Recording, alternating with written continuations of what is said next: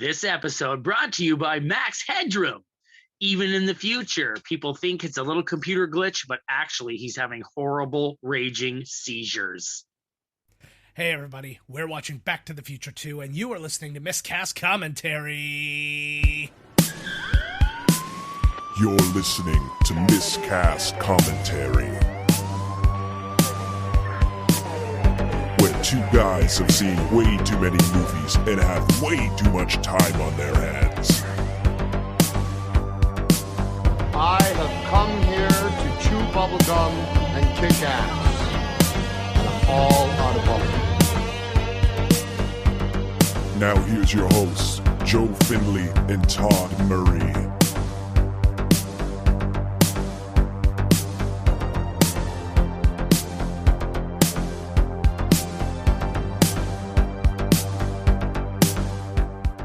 Hey everybody, welcome to Miscast Commentary. I am Joe Finley. I'm Todd Tebow, the Sailor Murray. Todd is at sea right now. You can see the sea behind him. It's a saucy wench, it is. Sea treating you okay? Anybody want a free foot job? No, not tonight.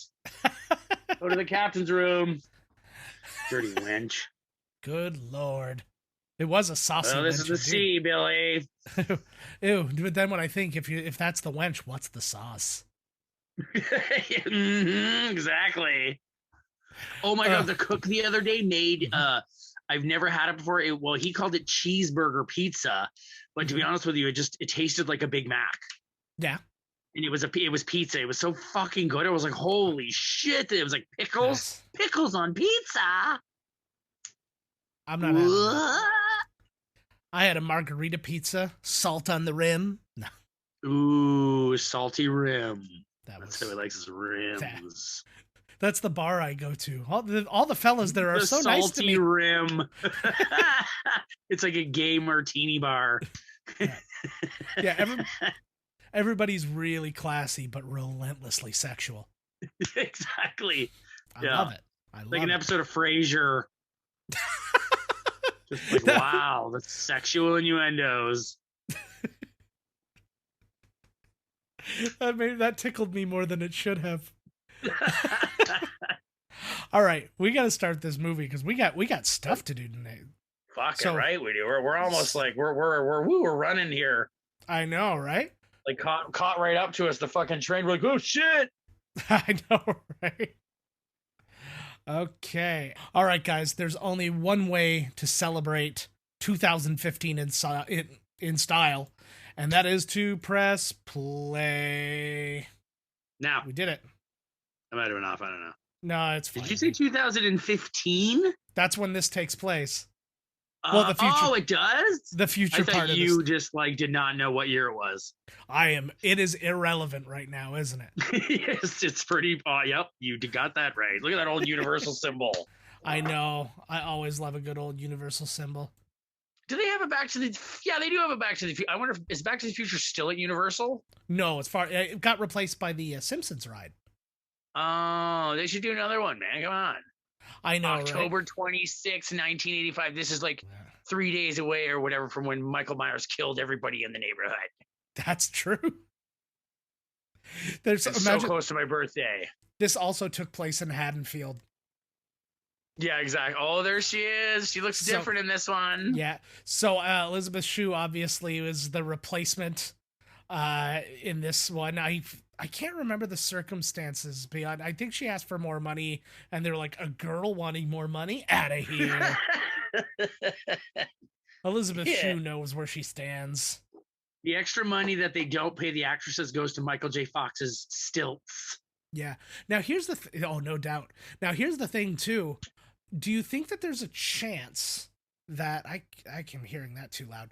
Do you think that there's a chance that the only reason that they're doing this reshoot thing is to just basically ghost people into or not ghost, gaslight people into thinking that she was always the girlfriend? Oh, are they going to do that? No, that's what I'm saying, because they just reshot, like, this is the end of the first movie, but without... Oh, that's right, yes. So it's like, oh, we're going back to the other one, and then you're like, oh, she looks different. Well, this is her. This must be her. This is the scene from the last... It was always her. Yeah. I can't tell white women apart anyway, so who the fuck cares? Mm-hmm. This is what happens though. So she left. I feel like she's just playing the same character she did in Karate Kid.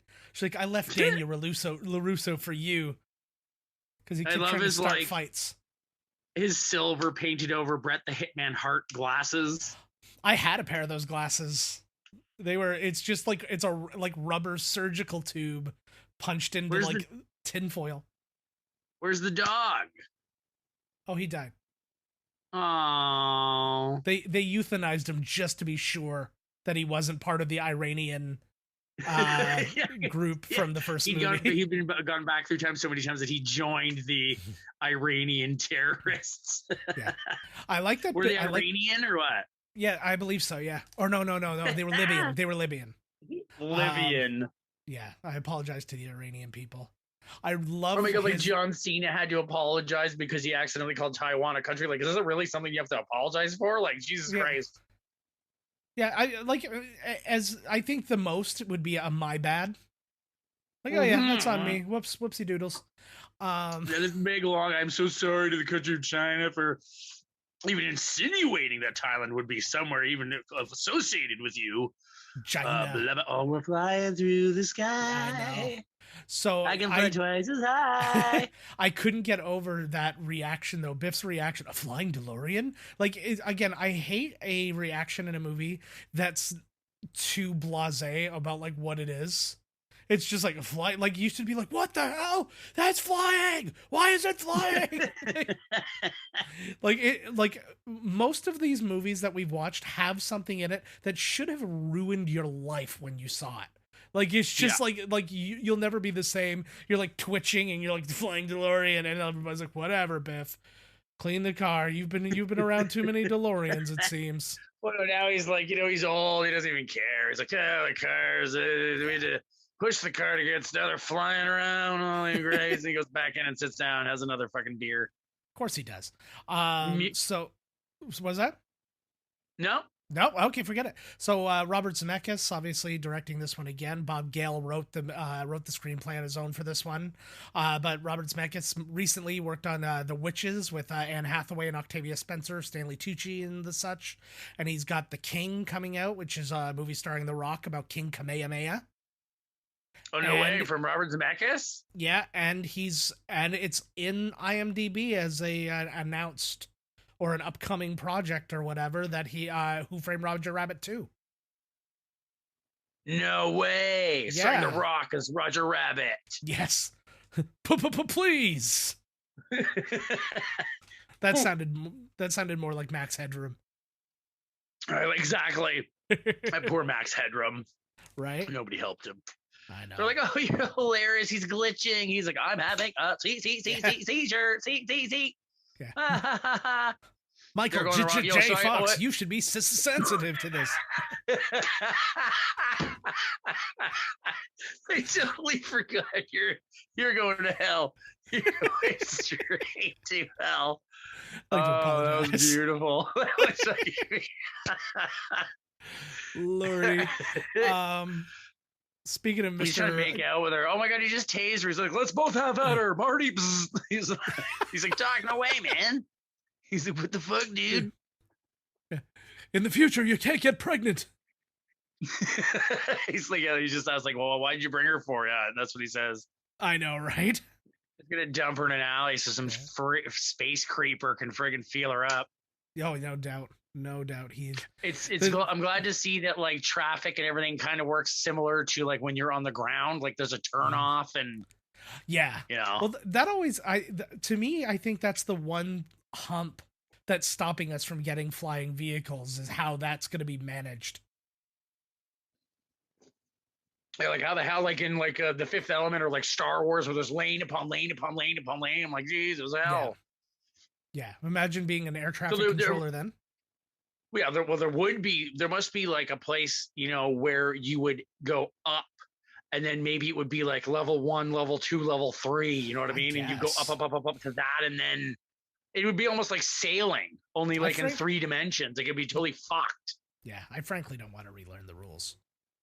Oh, well, fuck. We'll be dead by then, buddy, unless somebody shows up in a goddamn time machine. Yeah. I might be dead before the next sunrise. What? You might be dead before this movie ends. Maybe. So talking about Michael J. Fox, he's still got some projects coming out right now. He's doing an animated short film called Back Home Again, which it actually recreates the Fort McMurray fires in Alberta. But it features a ton of people. It's got Bill Burr, Catherine O'Hara, Martin Short, Eugene Levy, Norm Macdonald, Howie Mandel, Harlan Williams, Tom Green, Marlon Wayans, Mina Suvari, Scott Thompson, Kim Basinger, Jeremy Renner, and Ed Asner are all in this thing. Holy fuck! What is this? It's called Back Home Again, and it's all about the Alberta's Fort McMurray forest fire. Oh my god! And this is what is this, a comedy? No, it's this animated thing. I really don't know. Oh, it's much animated. More about it. Yeah, they're all voice actors. And then Christopher Lloyd's doing a funny thing right now. So he's in the old person version of Mean Girls called Queen Bees. It stars Ellen Burstyn, Anne Margaret, Jane Curtin, James Caan. Then he's in another old person movie called Senior Moment with William Shatner. And then when is this coming out soon? These are ones I think Senior Moment is out right now. I think Queen Bees has not come out. And then Tender Bar with Ben Affleck, which is coming shortly thereafter. I don't know when. Christopher Lloyd, yeah. Working his ass off. He's back, baby. He was never gone. He appeared in some... I saw him at that Comic-Con. He looked thrilled to be there. Yeah. Yeah, who met him? Oh, I did. I got his autograph. Who met him? Well, no, because... Oh, yeah, me. I was just... Well, because I remember seeing him up close and, experiencing an interaction, but for some reason I thought it was somebody else who got his autograph, but it's only because it's literally blocked by my computer right now. If I do this, I remember everything. Oh, well. That's because you live under the power lines. Yeah. I'm a different version of Memento, and instead of tattooing my body, it's all Comic-Con autographs. It's like, oh yeah, I did meet Chewbacca. Everything's gonna be great. I like when they got out of the car, Doc's like, don't worry about my appearance. I had no idea something was wrong. And then he peels his face half off, and I was like, oh, well, I didn't even notice, because you now with it off, you look the same. Yeah. What was interesting is Michael J. Fox didn't know that there was going to be a sequel to this movie until he was literally watching the VHS copy of this movie, and it said to be continued. No way. So that was so he had to call somebody up, and he's like, is it still going? USA Today, actually, this newspaper, they recreated on this day in 2015, they recreated that cover and released it. I would have loved to have gotten a copy. So it was a regular newspaper inside, but the cover was that. That's genius. That's super cool. It had Marty McFly on it and everything. Yeah. That's a cool idea. Somebody there must have been pretty cheeky to be like, let's do this. And they're like, fucking A. Mm-hmm. I love the uselessness of Doc Brown's clear tie. Oh my God, I didn't even notice it. It's so fashionable. I know, right? It's when you want to be fancy, but also not. I love their idea. No, it's for when you're naked. You can actually be like, no, I'm wearing a tie. Oh, fair. I love their idea. So this is 2015. Mm-hmm. And when did the movie come out? 80 something? 85, it said. Well, the first movie came out in 85. I think this was 87. Okay, and then but it was in 1985. Yeah. That's amazing what they think. The few look at the fucking flying cars. Nothing has changed. Oh, absolutely. We just have Wi-Fi. Yeah, that's it. Things are a little more rounder. Yeah, it's funny because The Simpsons was always able to really accurately tell the future in their future episodes. But look at what's that Vanilla Ice robot walking past? Is that person fishing? And it's always the same, right? He's in the courtyard. Yeah. There's the clock tower that says it remained unchanged, even though we're got flying cars and shit. Well, some things are considered historical monuments, right? So I kind of I buy into that. But it's still burned. Yeah. Well, I get the idea too. You have to have a some frame of reference to really understand how everything's changed. It's we've been here before. Now look what it looks like. It'd be really cool. Now. Wouldn't it be really, really cool? I picture the the original Back to the Future ride. Imagine you were in this town square, and then you got onto the ride, and then you got off the ride, and you thought you were going out the main entrance again, but you actually were going out a different entrance, and it was the future version. So like you feel like you traveled into the future, even though you're just on the other side of the building, type thing. Oh my god, is that the guy from Mannequin 2 on the Move? No. Meshack Taylor. No, Meshack Taylor. That's so wicked.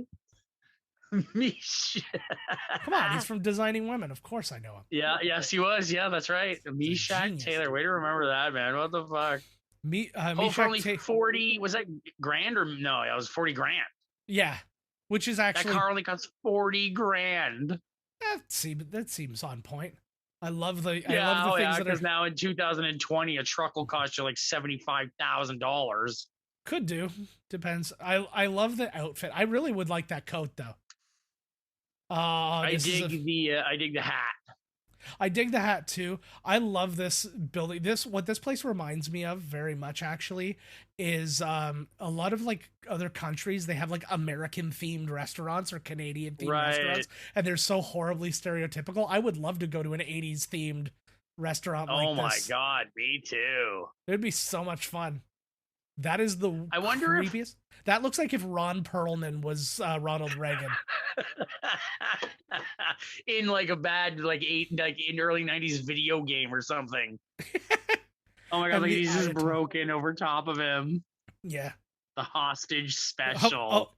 It's good too because they'll just make fun of like because years have gone by now, so they'll have like the hilarious Holocaust restaurant or something, we're like oh fuck, look. Those Pepsis, they in 2015 they actually sold a very limited amount of the Pepsi in the bottle that he just had, that he's holding right there. I tried so hard to get my hands on one. I couldn't get one though. But a buddy of mine got one. I remember that, I think, when that came out. Yeah. There was like that was true. And I think didn't they recently come out with the shoes? It was around the same time as well. Limited edition. They did that. They did that in 2015 as well. Like basically all this stuff. Buddy of mine has like literally this entire outfit with the Pepsi Perfect. Here they come. I want to know if anybody in this movie is smoking. Like, is there no smoking in 2015? Well, I don't see anybody smoking indoors, so at least we're on point for that. Yeah, so I'm gonna keep my eye out for out in the back and in the background, and maybe it's one of these movies where there's no smoking. So to commemorate the 30th anniversary, which again was 2015, they made a short. They released the Blu-ray box set, and it included a short called "Back to the Future: Doc Brown Saves the World." So Christopher Lloyd was in it, and it was about he tapes a video message about he went to the 2040s and he rebuilt the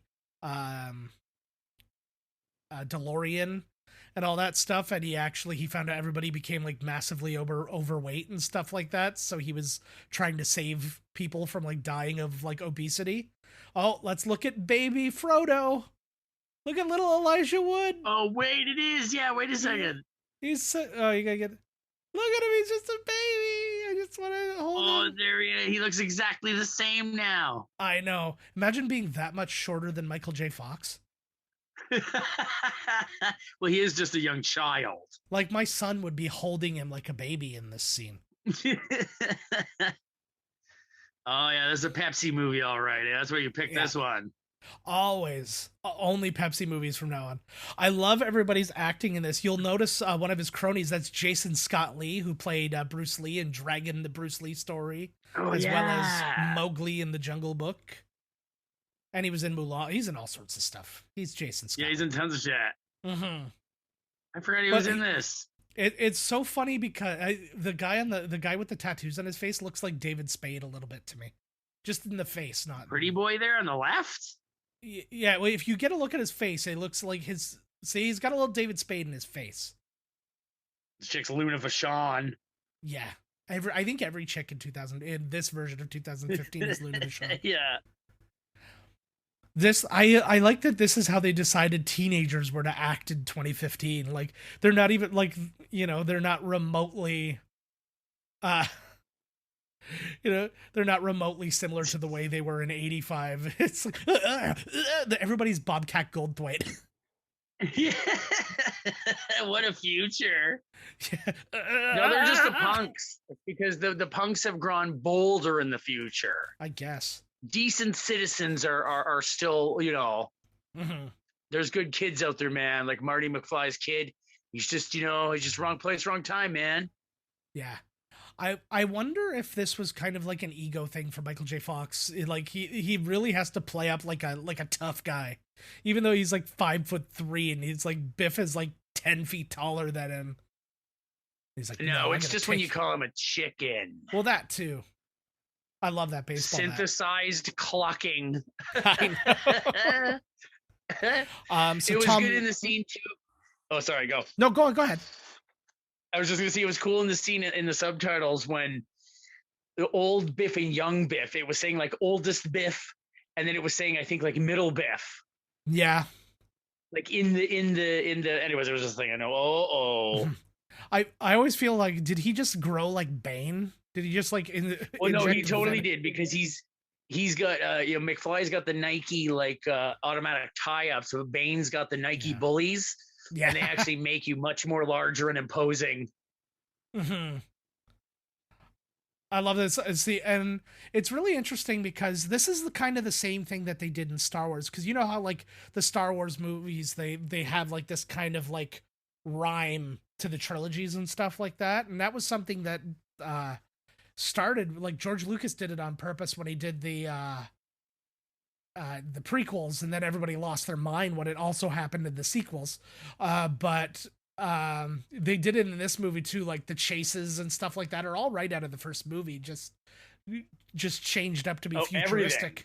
Oh yeah. And they do it again in the third one. It's just cowboy times. Mm-hmm. The third one, I enjoy the third one. Like it's not my favorite by any means of the three, but I always enjoy it when I watch it. It's the one I watched the least, but then I watch it and I'm like, yeah, this one's not bad. That's a lot of people I know's favorite one. Yeah, I can see that. A lot of people, in the first like 10 minutes of this movie, there's been so much product placement. Look right there. There was like a Mattel. Those are all like Mattel boards. Yeah. And then he's wearing Nikes. There was like Pepsis everywhere. I'm like, holy Christ. The probably movie only cost like $10 to make with all this fucking product placement. You're probably not wrong. Tom Wilson playing Biff and Griff and everybody else. He's been recently in Troll Hunters, Legends of Tomorrow. He's in a lot of episodes of SpongeBob, and he was in the first episode of the spin-off of SpongeBob, The Patrick Star Show. So he's doing a lot of voiceover work. Yeah. I think that he does such a good job as Biff, like so good. Oh yeah. That it's like it's hard to see him as, which is awful. It's like hard to see him as anything else, because every time we see him, I'm like, oh my god, there's Biff. Yeah.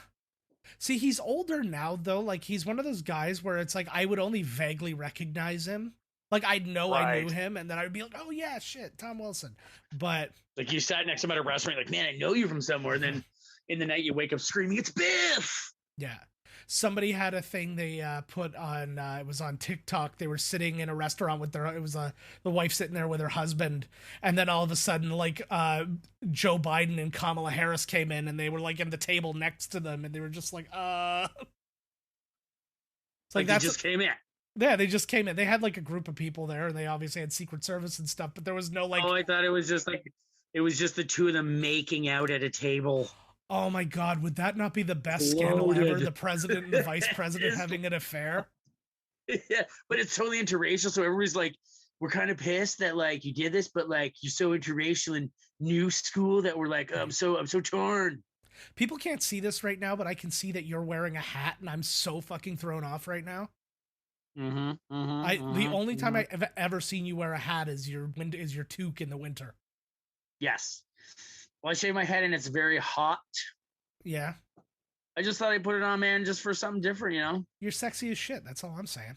Well, I do want a self-drying coat. Oh, man. Look at that.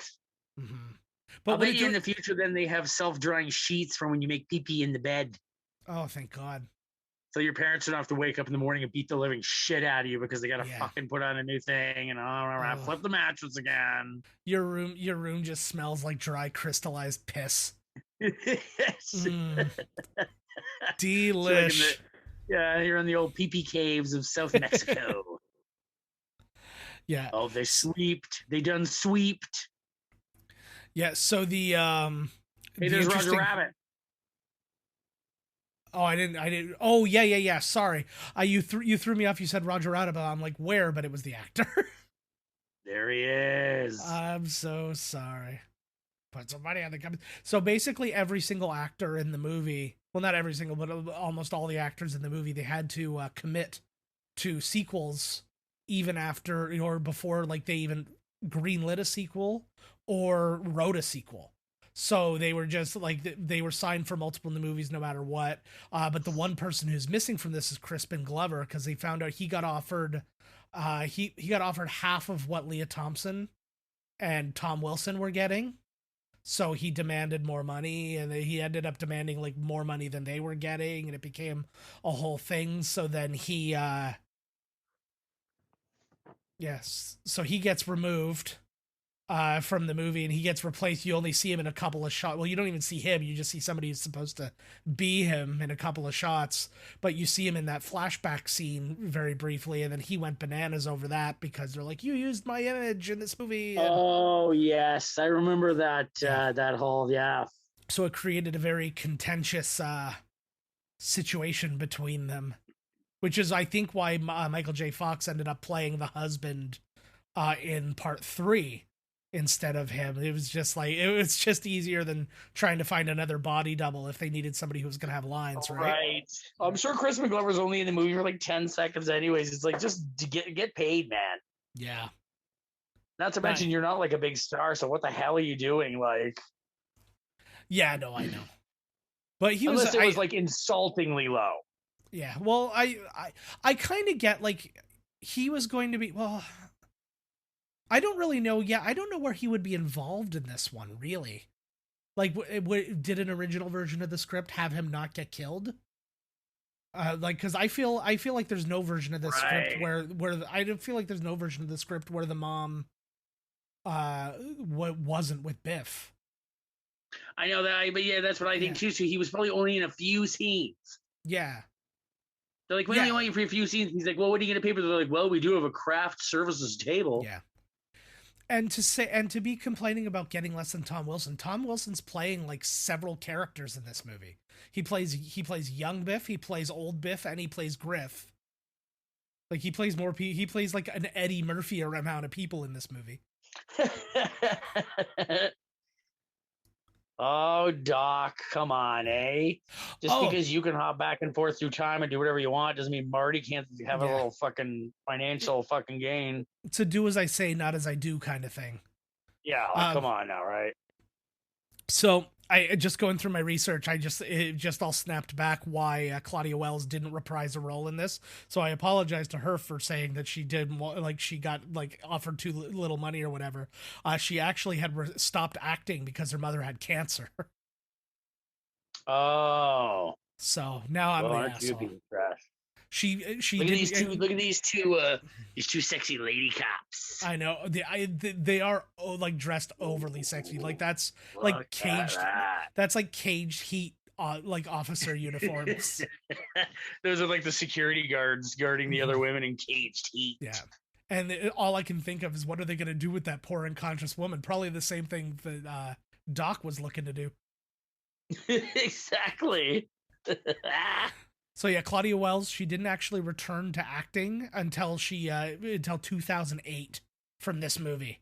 So that's a gigantic gap between movies.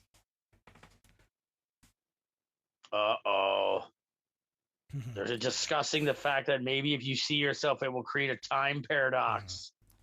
Okay, let's talk for a minute about time travel movies and how people get so down on the science of time travel. Like oh my god, look at that.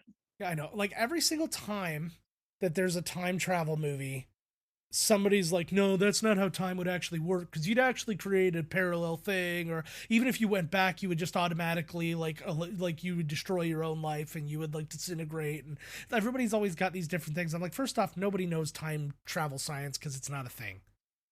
Second, Exactly. it's just a movie. Allow what rules they have given you to be the rules. It's like, these are the rules in this version, how you can affect your future and stuff like that. Endgame had a different set of rules where it creates like split timelines and all that sort of thing. And it's just let it be what it is, because it's science fiction. Yeah, exactly. Like, it doesn't. Yeah. And like, that wouldn't happen. This is so dumb. Like, what about this? Like, I always love the scene in Looper. Yeah. Remember Looper with Joseph Gordon-Levitt and Bruce Willis, and they're sitting at the table in the diner, and he's like, this is the way it works. Oh, here they are. Look at their glowing laser dildos. I mean, nightsticks. It could be both. Oh, man, these cops can take me home any day. Yeah. Oh, my God. I get a little rough, too, just so they have to freak. Because, like, they're bringing me in drunk, too. Do something, so they have to pin me down. Those look like they're just straight up lightsabers. Maybe they are. The future. Whoa! That should have been the end of the movie. You know what's rocking her more than anything is that it's two lady cops. Not that they showed up in a flying car and everything. She's like, two lady cops? This must be the future. Women in a position of authority. This isn't reality. This is A. This is where I had like a huge. Now, I've known for a while, but it took me a long time to figure out. I've never noticed those photos before, that he's wearing like a tuxedo like t-shirt kind of thing. Ugh. Got married in the chapel. Oh, love. Hey, I would like to get married in the chapel. Oh, love. I got married in front of. Well, I remarried in front of the king, Las baby. Vegas sign. The king was there, baby. TCB taking your business. This, I was so embarrassed to not know that was Michael J. Fox. Like, it wasn't. Like, it wasn't up until like, it and had a wank once, and they were like, "Oh, geez." No, I didn't do that till after I found out. But no, but I just like, it's so embarrassing that I just didn't know. You know, it like he looks like Sarah Paulson there. Oh, this is super cool. This was one thing that I was like, this will be amazing in the future. Yeah. Oh, there he is. There's Einstein. Yeah, he's just chilling out. We just left him in the future. There's like a dog bar he likes to hang out at. Yeah, exactly. That's where they play poker and just get wild. You know, they're dogs. It's for them. Yeah. That's when you find out dogs are actually in charge. You see Mayor Goldie Wilson Jr. like goes up to a dog and asks him permission to do some stuff. That was in one of those Love, Death, and Robots. Okay. It was like way in the future, and it was like a robot. It was like 3 robots on vacation, and they come to Earth, and they're like, "Oh, look at this! This is like a basketball. This is how you use this, I guess, right?" And they're on the vacation. They're taking notes, and then they run into a cat, and they're like, "Oh, look at this cute cat!" And the cat is following them around for like the longest time. They're like, "Man, this cat's really annoying me." And then the cat jumps up on the railing and says to them, like, "This is our world now." And then all these cats like start surrounding them, and then like that's the end, right? They're like, "Oh shit!" Like, sounds vaguely like a what was it? What was the name of it? Black Mirror. Black Mirror. That's like, who the fuck wants that? That sounds like somebody who's really depressed and like put a blanket over the mirror. They like markered the whole mirror Black Mirror. Yeah, that's the one. I didn't watch a lot of it, but I did see the one episode just because my buddy made me watch it, where it was like it was like the princess or something of England got kidnapped, and the only way to like let him to like free her was like the prime minister had to like have sex with a pig on camera on every channel. What? Like, oh, right. And then, so what, is that show all different episodes, or what is that show? It's an anthology kind of thing. But so what's he actually the connecting thing though? It's technology is the connecting thing. It's all like what like the future of technology would do. to people and blah blah blah. Yeah, and so basically, so the prime minister, he like, there's the scene where like literally like he's given a Viagra before he goes in the room, and it's just this big empty room, and there's like an animal handler, and then the pig just in the middle of the room, and then you watch like he just gives it to the pig, and it shows people like reacting to it in bars, and like his wife watching it on TV and all this stuff, and then. And then when he gets out, like, there's no communicating with him while he's in this room, and until he's finished and he leaves. And then when he leaves, he finds out that when he entered the room, the girl was already freed, so he never had to do it. Oh my God, that's hilarious. So, and then it was. How just did he even get it out? Was there a fluffer, or was he just like in the zone? He's like, that's I'm what in the saying. zone, They gave let's him, do this. That's what I said. Right before he walked in, they gave him a Viagra. Ah. The weird side of me was just very much, I'm glad they covered this, because I would have had questions. Yeah, like thanks for taking care of this plot point for me, people of Black Mirror. That was a real, real friggin'. Oh, there he is. Who did the make? I know my favorite musician of movies, Alan Silvestri, did the music. He sure did. I would like to have a compilation of his stuff. Like I had a long time ago, I had a John Williams one. I would love to also have one with Alan Silvestri's stuff. I love it so much. I remember you had that, and it had like Duel of the Fates on it, and it had Star Wars stuff. Jones, it had Jaws. It had Superman. Yeah, Jaws, and all the themes he did. All the good. Oh, here we go. The this theme is fucking from Shaft. So sweet. Yeah, this is a great idea. The theme from Shaft? No, I was just a joke. Oh, I was like, whoa. That was Isaac Hayes all day, every day. Black & Decker Hydrator. So shouldn't it be like a wet pizza? Look at this. It adds hydration, bud. Yeah. The one thing I do appreciate.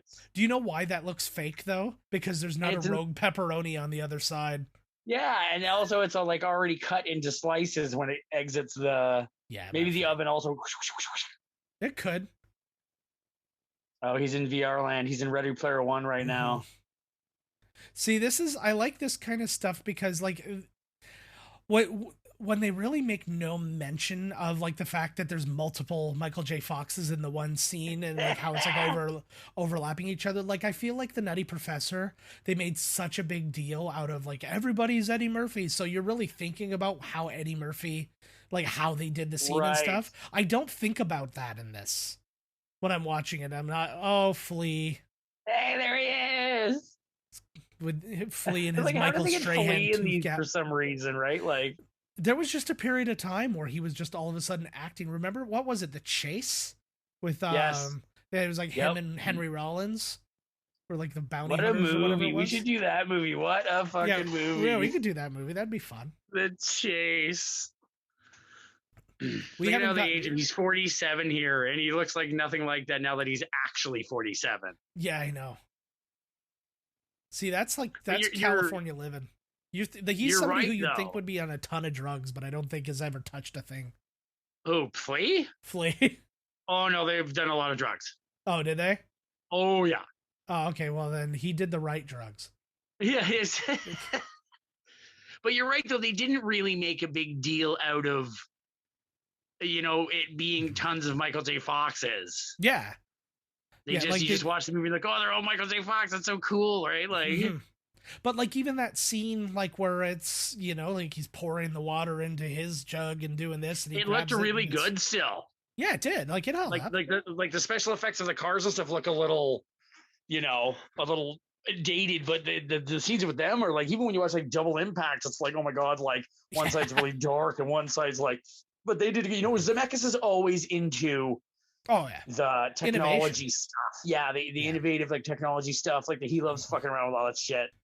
And it's true. Like it's everything he's ever done is like me thinking as like far as I can think about it and stuff. Anyways, he's always done stuff that holds up to this day. Like when you watch Roger Rabbit, I'm like that. Like no notes. I can't improve on that in 2021. It was like, oh my god! As far as the technology. See, oh, I thought you were sleeping. Oh, I'll come back later. but yeah, like You have a even dog I with think like when I think about even Castaway, right? Like it was like there's tons of CG and stuff in that nobody thinks about because he just looks like he's out on the ocean or he's doing whatever, and it's just nice I and like that clean movie. I because forgot nobody's that talking about it. Zemeckis did that one. Yeah, that's a great movie. The ending's so disappointingly like on point. Yeah. You know what I mean? Like he comes back and like you would be like, oh my God. I was like, fuck man, it's only been like 3 years and she's already married and has like a kid. I'm like, what the fuck? Like, I know. but I guess, right? I guess life, how many years do you wait? Oh, time paradox right here. Yeah. Well, and then Time Cop's version of the future, if they touched each other, they would have both died. Yeah. Because there was which God, is funny. like... I was gonna say that their argument of that, they were like, because an atom can't like be in this, like it can't occupy the same space. But here's the thing, they're not occupying the same space. Like even if they're touching each other, they're just atoms touching each other, not occupying the same space. But he did the splits on the counter, so who cares? Again, this comes up with the age-old question: if you run into your exact clone or your future self and you have sex with them, is it masturbation or is it gay sex? Well, I don't know. I'm hoping that I make the discovery that I'm trans by then, and then it's I don't know. I'm good either way. I'll at least give it a tickle. Either way. I feel like I'd fuck the shit out of me. Oh, literally. Donkey punch, everything. Fuck yeah. I'm of the opinion that I would forego it because under any circumstances, just because I'm like, there's too much to see, too much to do. I don't have time to stop. I was like, maybe I'll maybe I'll get out a tug in my flying car, but I got things to do. They could have really expanded on it because obviously Rick and Morty is totally based on this. Yeah. And they really could have done more with the formula than just continuously repeat the same script. Yeah. Of course. Like they could have gone anywhere. Crazy shit could have happened. They could have went back to dinosaur times. They should come out with a Back to the Future, the show. They did. There was an animated show. Not animated. Real deal, buddy. Who are we kidding? And no Tom Holland as McFly. Fuck that. Well, I was kind of on board with the idea. There was that somebody was like flirting with the idea that there would be a movie where Marty McFly was now the Doc of the group, and that he would be taking on another young protege. I think that's where they started talking Tom Holland's name, where he. Oh my God, they really were. When you need a young anybody, it's always fucking Tom Holland. I'm like, oh fuck. Well, it's because he's so youthful. But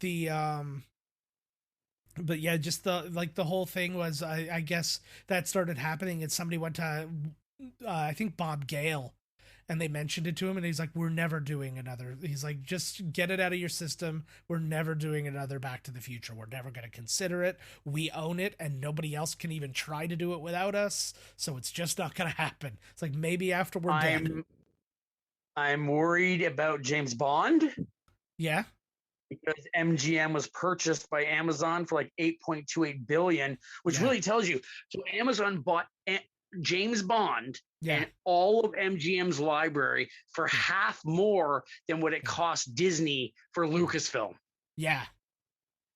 But I'm worried because now, like, even the director of the last, not the newest one, but he wrote the last two, he was like, and I was worried too. And before he even said it, he was like, Amazon is a company that has like trillions of dollars. Yeah. And they're worried about numbers and selling you things. And he said, I'm really worried about James Bond as a franchise now because it's in their hands.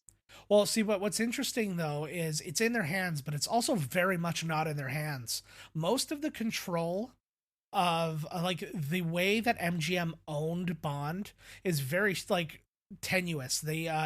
Barbara Broccoli and the other person whose name I can't remember, they still own like almost all the control. You can't make a Bond movie without their say so. They are the sole pick of who plays Bond. They approve and whatever, right? Yeah, they approve the script and they approve any spin-off kind of things. They can't make a Bond TV, like Amazon can't make a Bond TV show. They can't make a movie. They can't cast a Bond without their say so. So, I mean, it's kind of like the same thing. Like when people were worried about the Marvel Disney thing or the Star Wars Disney thing, they forget or they don't seem to see that it's just something that Disney owns, but it's not something that Disney is running. Like Lucasfilm is still run by different though. Disney, yeah. Disney's in the business of making television shows and movies. Amazon is not. Yes, you're 100% right. I take your point there for sure. But yeah, it's like that totally.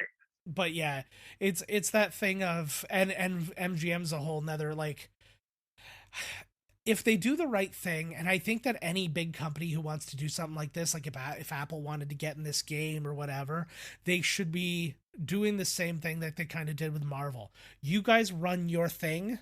We are just kind of the thing that pays for your thing. Right. And then we get money back from our investment in you. Is he back in 1985 now? This is the new version of 1985. Oh, there you go. Never mind. He literally just answered my question. That's a good thing about these movies. Fuck, there he is. He's back. James Tolkien. He literally just came back through the portal from Masters of the Universe. He legit. Like, exactly. Like, he's got the shotgun, the bullets, like. Yeah. It's like, I just got back from some crazy planet fighting skeletons and everything. What are you doing here, slacker? Now, if you excuse me, I have to assign Maverick and Goose to Top Gun. Yeah, he's been through time way too many times. He's all fucked up. He's one of those guys who's always the exact same character in every single movie, and nobody cares. You could tell the guy to jump down, right? Like, hey, slacker, jump. Like, no, he is not interested. This is just Detroit. Oh my god. There goes Digital Underground taking shots at the house. Eat lead, slacker. Oh my god, you know what? This reminds me. What's that? I saw in the oh my god, there he is. That's the guy's in like every John Carpenter movie. Yeah. And the original mayor of homeless man. Yeah. And the original what? He was the mayor in 1965. 1965, the Biff Towers. So, I mean, it goes without saying, he was 100% designed after Donald Trump. Oh my God, yes, like clearly. That was what's hilarious is that this probably was the most accurate version of the future that they told, which was what Trump could be like. Like, it's almost like the only thing looks like right now. Oh God, did you hear? He canceled his blog because people just kept making fun of it. That was from the desk of the president or whatever it was, and he kept still the president, baby. Yeah, and so people just kept making fun of him, and nobody was reading the blog like seriously. So he like shut it down, and then started like saying like at Mar-a-Lago that he expects to be reinstated as president by August.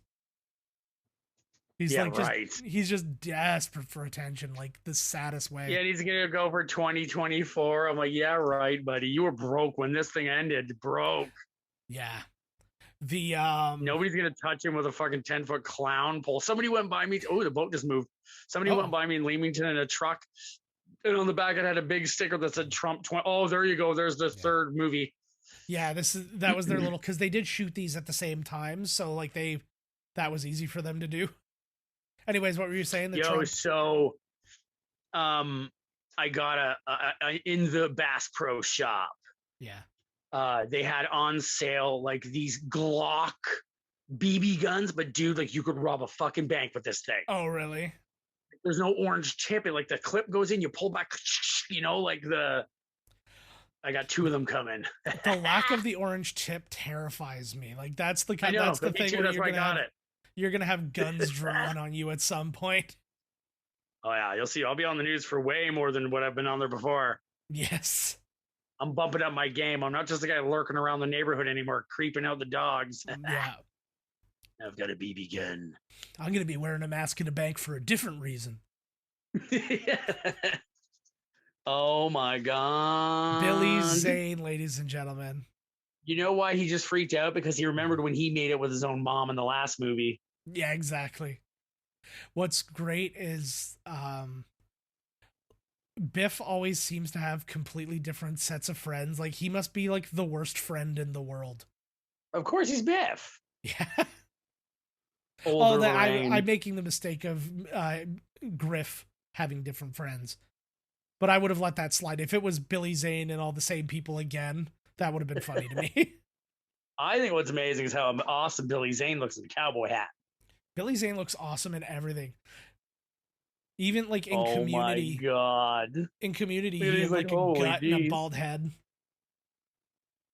Yeah, that's Leah Thompson. There she is. It looks to me that they put like a dickie on her. Like, it looks like from the neck all the way down is fake. Oh, it totally is. Oh, that's all terrifying. She's like forced to marry. I think they turned off the goddamn air conditioning in here. Yeah, I turned it off in here. Fuckers. Here. Can you hear this? Wait. No, I can't hear anything. Can you hear that? No. I just hear you. I just hear you say, "Can you hear that?" What about this? I heard that. What about that? Yeah. No, I can't hear the fan though. You're fine. She probably has so much expensive things to throw at him. Oh, I know. She probably buys like shipments of things just to throw at him. Oh my god, look at this place. The only thing, if this was Bill Clinton, if this was fucking Trump's, it would just be Diet Coke everywhere. Yeah. You know, is this how really anybody would want to have a woman? Like, really, like, you're going to be like on your deathbed and be like, yeah, wow, my wife surely loved me. It's kind of how I got into my situation. So, I mean, like, so far it's playing only okay. reversed. Yeah. Shotgun wedding. Yeah, she pushes me around a lot. And yeah, she's like, you're going to marry me. I'm going to have your baby. And you're like, I don't know. And it was a BB gun. You found out, instead of you're not the father, you found out that at your shotgun wedding, it was a BB gun and you could have ran at any time. Yes. That's the new... yeah. You mean it could have just... not a real gun. Yeah. You mean I could have left right away? Would that there was a time machine that I could go back? So just an interesting thing. So I want to go back to the Jaws 19 for a minute. So I guess in October 21st, 2015, they did a fake teaser for Jaws 19. And so this is how it went. So Jaws made you afraid to go to the water. Jaws 2 made you afraid to go back into the water. Jaws 3D was a new dimension in terror. Jaws the Revenge was personal. Jaws 5 was just business. Jaws 6 was pure pleasure. Jaws 7 was Cyber Jaws. Jaws 8 was Robo Jaws. Jaws 9 featured Chief Brody's grandson assembling a super team of shark hunters. Jaws 10 was man versus shark versus the terrors of the deep. Jaws 11 took place in outer space. Jaws 12 was a prequel. Jaws 13 was... They always do that. I like that. Yeah. Jaws 13 was Jaws 12 Part 2, the sequel to the prequel. Jaws 14 had Jaws starting a family. Jaws 15, Jaws battled a Russian shark named Ivan Sharkovsky. Okay, so wait. So now obviously it's flipped and Jaws is now the good guy. Yeah. I guess it goes back and forth like the Robo Shark, right? Like, yeah. Okay, here we go. Jaws 16, Jaws took a bite out of the Big Apple. Jaws 17, 50 scales of gray. And Jaws learns about love from a mysterious stranger. And then Jaws 18 was the mind-blowing reboot. And then finally, Jaws 19, the oceans are disappearing, and to save their home, the sharks must attack. And this time it's really, really personal. God bless somebody for wasting that amount of time on nothing. I like that. I know. Where'd you find that? It was just a part of my research. It was just some... There was When are you apparently gonna come out with our shirt that has Charles Bronson on it, and on the back it says "Next time it's personal"? Oh yeah. No, that's happening. I have it written down. I have like this. You have to do this stuff things, and it was our negative review of our Indiana Jones episode on YouTube, and the next time it's personal are the only two shirts that are there right now. They're like, you got to do this. Oh my lord! During this Is that version his of the dad, future, or yeah, that was his dad. His dad gets murdered in this version. Anyways, though, so the girl Wendy Jo Sperber, who played her sister in the first movie, was supposed to be in this movie, appearing as a hooker in this version of the future, just to see how much more, like, you know, much more down in the dumps everything got. See, it was like it's not him. Yeah, in that picture. I thought it was him in that picture. I that thought was they not just Crispin Glover. I don't think. Oh, I thought he just took a photo from the old movie. Maybe it was, but yeah. It didn't look like him to me. No, he was aged up a bit. Are we? Yeah, we're in the future now, and this is Doc's old shop. Yeah, which looks very similar, actually. You know what? I think that this is exactly the same shop that they use in part 3, only they take away all the technology. Yeah, and they just make it a barn. Yeah, but like I'm pretty sure like the wood, the columns and stuff like that are all the same. So here's basically how he describes all the rules I of think this it is movie. him. Mm-hmm. Yeah. Here we go. Yeah. Okay. Boom. So they also believe in the multiple timeline thing. So really, the Avengers talking shit about this movie is kind of funny because they basically did the same thing. Yes, they totally did. And what's his name even says? He's like, "You're telling me the Back in the Future was totally lied," or whatever he says. Or he said that it was a bunch of bullshit. Yeah. Yeah. Carl Sagan. I don't understand why they wouldn't at all times go back in time now. Now that they can go back in time, when they solve all their problems with time travel. Yeah. They're going to say something like, "Oh, we only got one thing. Once Stark died, it died with him." Like, yeah, I know, right? That's the one thing that really pissed me off. In fairness, they're out of time particles. Travel. I'm like, oh my god, they invented time travel. I'm like, come on. Yeah. Well, but I'm sure they do in the comics too. Yeah. Well, the one thing I'll give to that though, at the very least, was he basically finished inventing time travel. It's like all the pieces were kind of put in front of him, and then he just figured out how to put them together. Ant-Man figured out time travel. Yeah. Well, Ant-Man figured out the theory because he didn't say, "Oh, I figured out how to do this." He was just there, and he's like, "Oh yeah, by the way, this happened while I was there," and then everyone's like, "Oh, that's time travel." Boom, bam. Suddenly you're making a can of Chef Boyardee, and boom, you've just discovered time travel. Yeah. Well, you know how you actually do travel in time? You put a can of Chef Boyardee in the microwave, full can, sealed. Mm-hmm. And then you set the timer to 88. That's why the 88 miles an hour in this. Yeah. Yeah, you do need a powerful. My microwave does have a gigawatts function. I want to make I want them to just make another short of this, and then just in the background, just deuce gigawatt male gigolo. Oh my god, committed. I feel this is the only reason he's doing this, because he doesn't want to go into the insane asylum. Legit was going to say the exact same thing. So he killed his father. He killed his Marty's dad to bring him into the. Oh my god! Imagine that was the whole thing. Doc fucking went evil. What? And Marty has to then get into another, because they've been traveling back through times, and then he gets into another time machine and travels after an insane Doc through time. What a great idea. Legitimately a great idea. I am so on board for that. We need to travel back in time and tell Bob Gale and Robert Zemeckis to make that happen. So here's a little bit more foreshadowing for part 3. It's really interesting, actually, because this is one of I don't really know of any. Look how much Scott Eastwood. look at like current pictures of Scott Eastwood, looks exactly like his dad from this era. Oh my God, yes. Holy When I was watching Pacific Rim 2, yes, even I was just watching that the other day. He looks just like him. Yeah. I was just like, my it's God, the eyebrow like the squint, like the whole deal. He's just like, as if these two like prostitutes would be all shy because another man just walked into the room while they're naked in the hot tub with their pimp. well, he is underage. They're, you know, they don't want to. I feel like here prostitution has been legalized. Like he's like bribed everybody into like legalizing the stuff, and he's like running their business.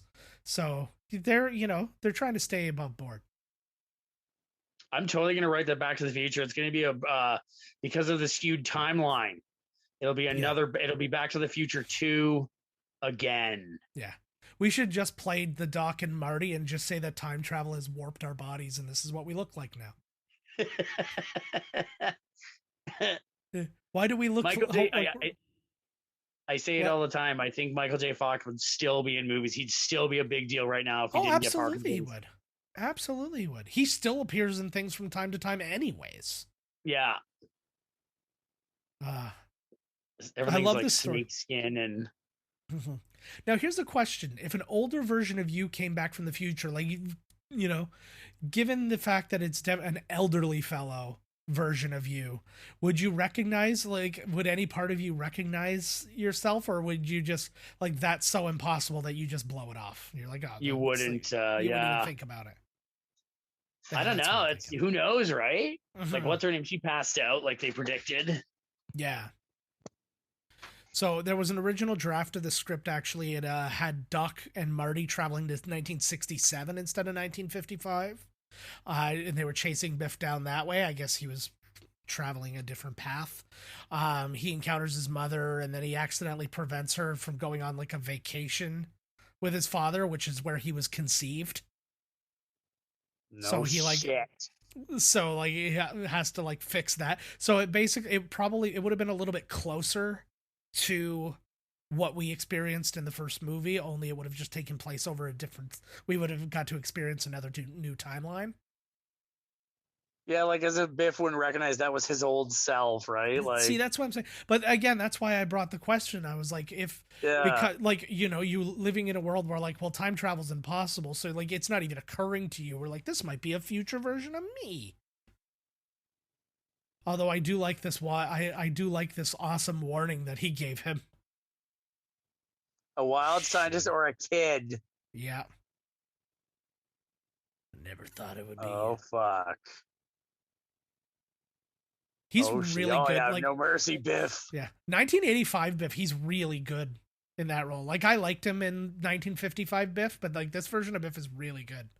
Oh yeah, exactly. This is the best Biff. Yeah. Whew. He's do love right as like the old gunslinger in the other one too. But yeah, this is my favorite Biff. Ruthless Biff. Yeah. Well, shoot his own son-in-law. Yeah. Well, and it's such a dark, like it's really the darkest of the movies in terms of that, right? Like where it's like he murdered his father to like forced his mother to marry him. I'm still confused by these. Like this is like MC Escher stairs. Yeah, like what the hell? Like these stairs were featured in Labyrinth. Like it's just like what in the shit? Yeah. But yeah, like, you know, like some really dark shit happens in this movie. Like the other ones are more like adventures. If you have a trilogy, the second one's got to be the dark one. Yeah. That's why the second Batman was called The Dark Knight. That's right. I think. The what's it called? I guess they're starting. Well, it won't be. It'll be in process when this comes out. But they're starting filming Indiana Jones next week. Yes, I saw that. And who was in it? They announced a couple of pretty cool people. The girl from Fleabag. Mads Mikkelsen's probably the bad guy. Yeah, well, no, he's not capable of being a good guy. Yeah.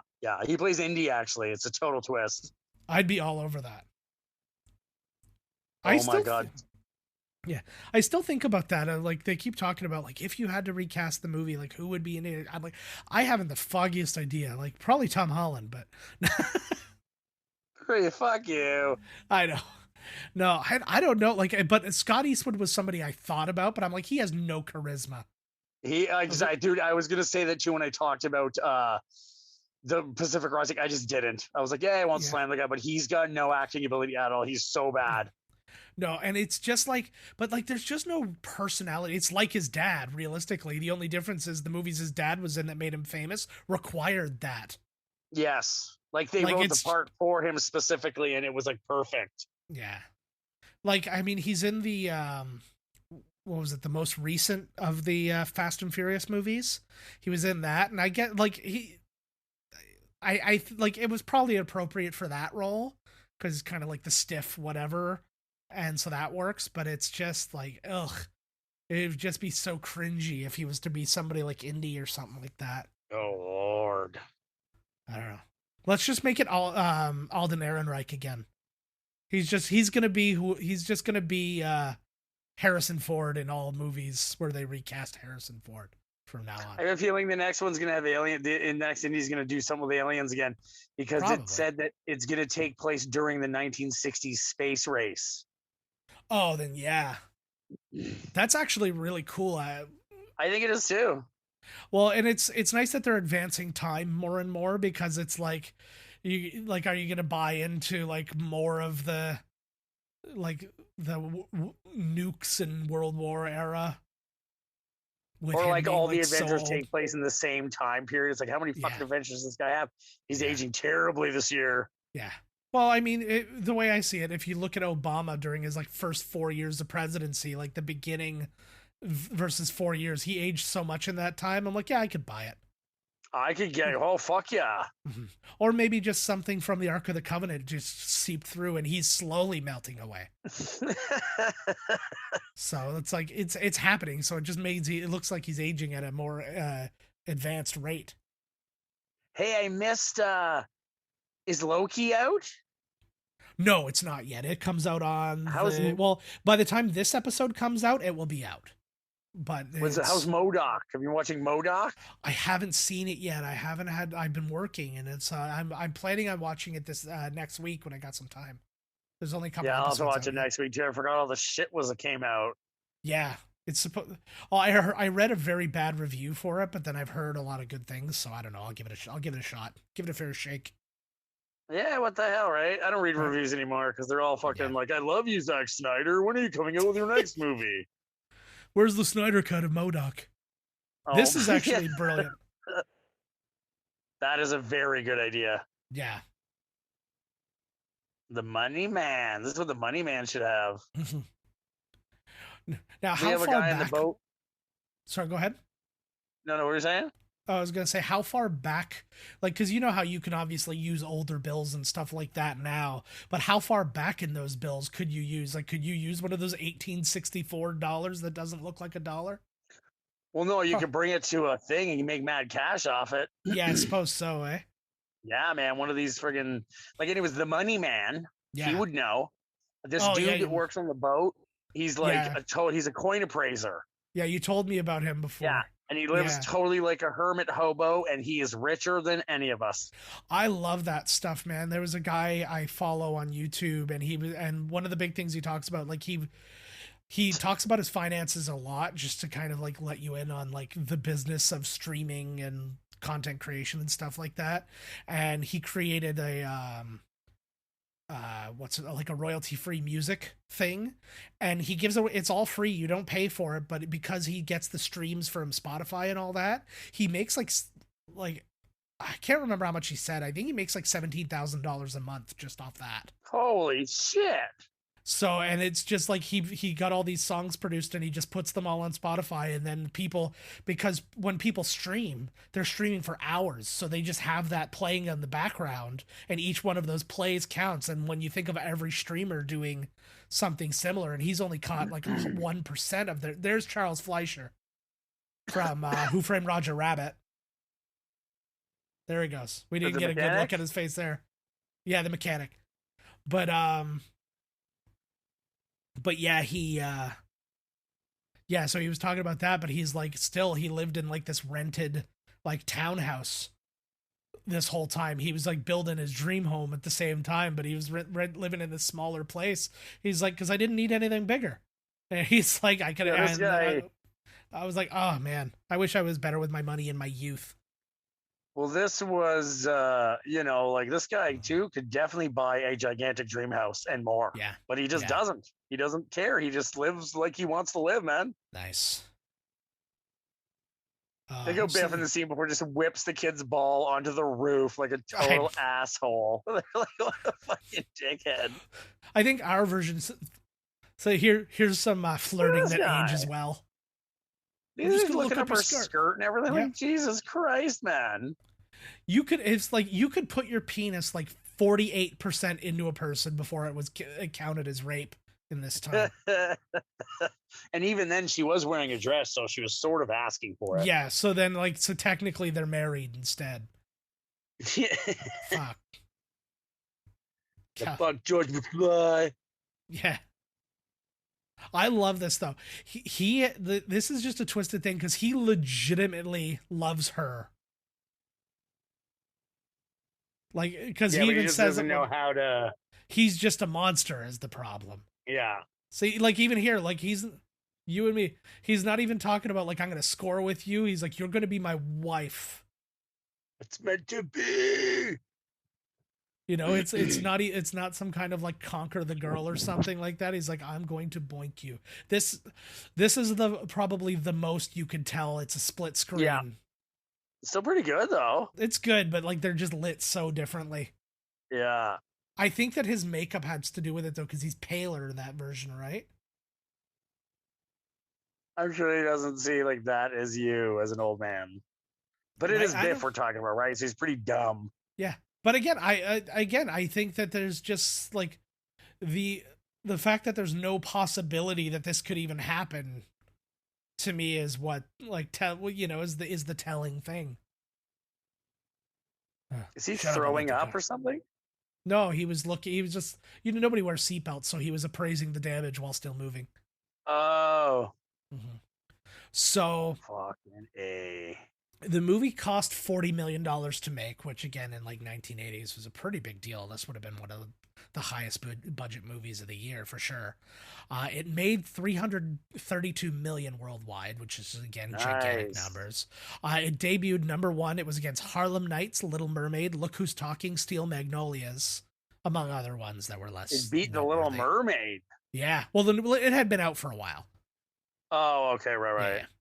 It stayed number 1 in week 2. That's the week that Christmas Vacation was released. And Christmas Vacation debuted at number 2.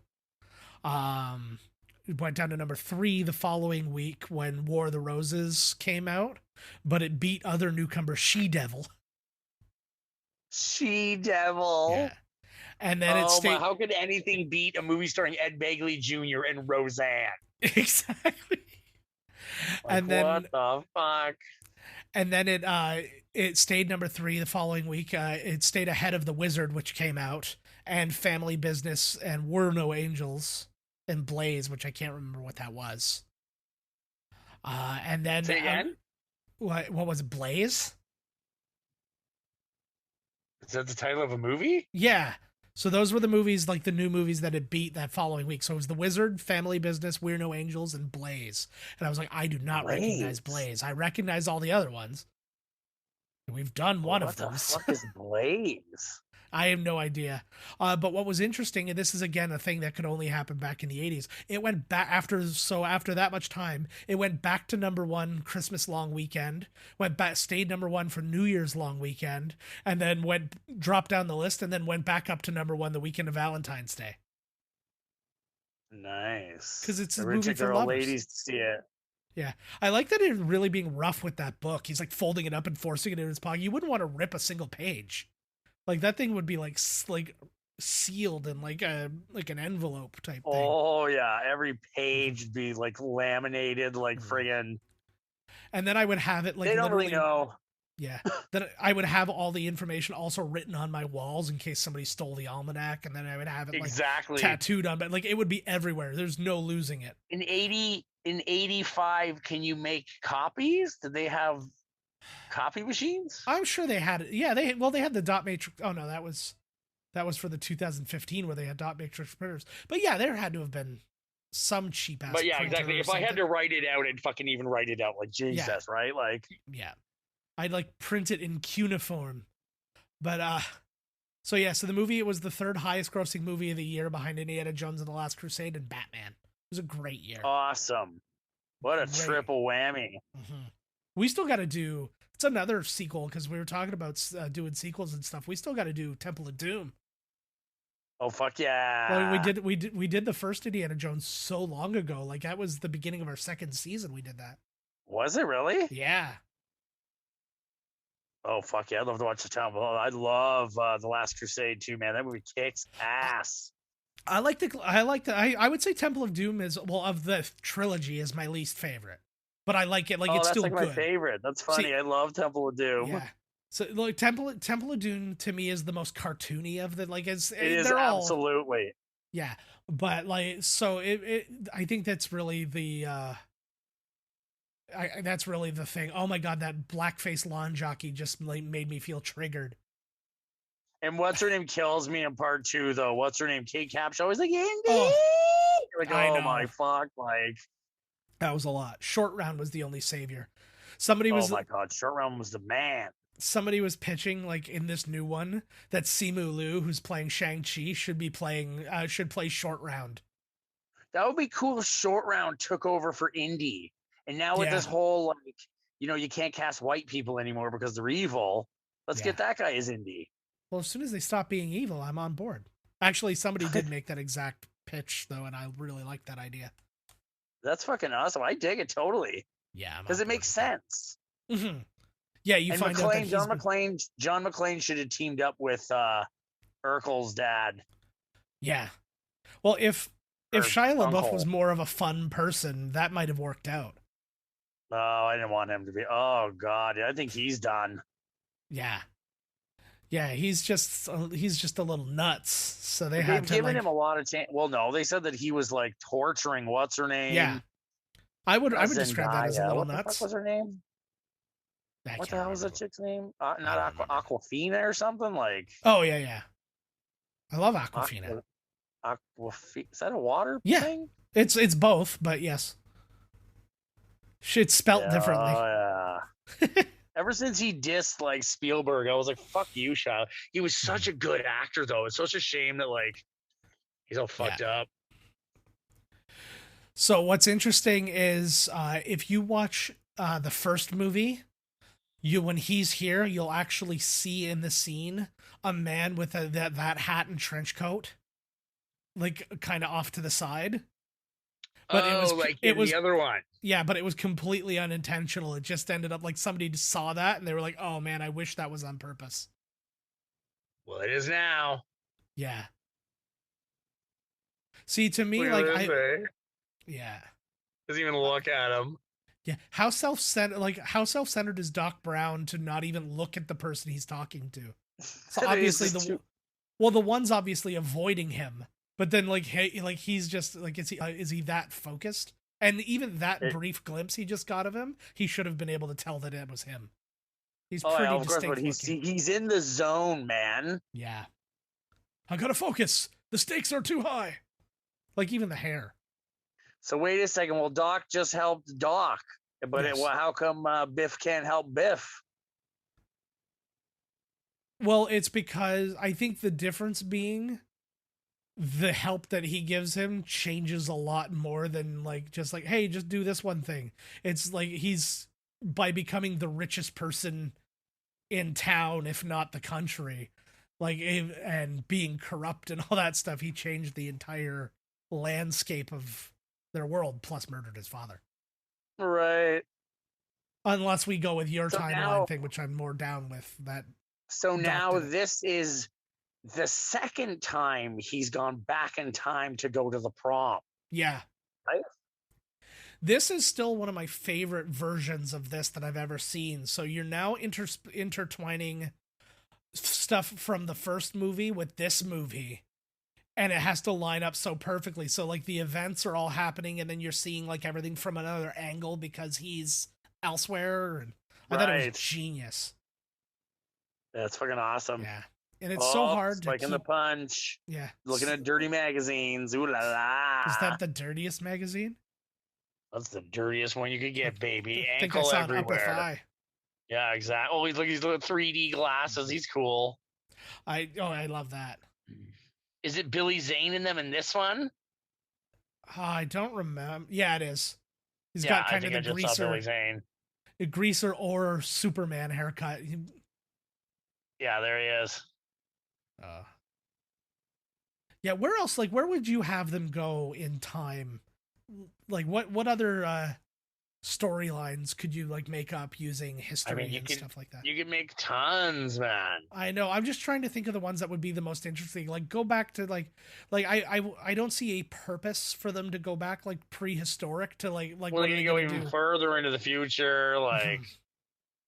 And it doesn't always have to be like if it was a show or whatever, they wouldn't have to always be like it's always Biff, you know what I mean? Like I would almost like the show, like, you know how things like The Walking Dead and that, they usually center out around one thing for like a whole season, like they're in the prison or whatever. I would like to do that where they have to travel and then it's like it's centered around one goal for the whole season, but you can like dip in and out of times. So it's like, oh yeah, we have to be in this time, but now I got to travel to this time to like sort this out and then go back. And then a time cop, probably played by Jean-Claude Van Damme, comes from somewhere in the future to arrest Doc for his time crimes.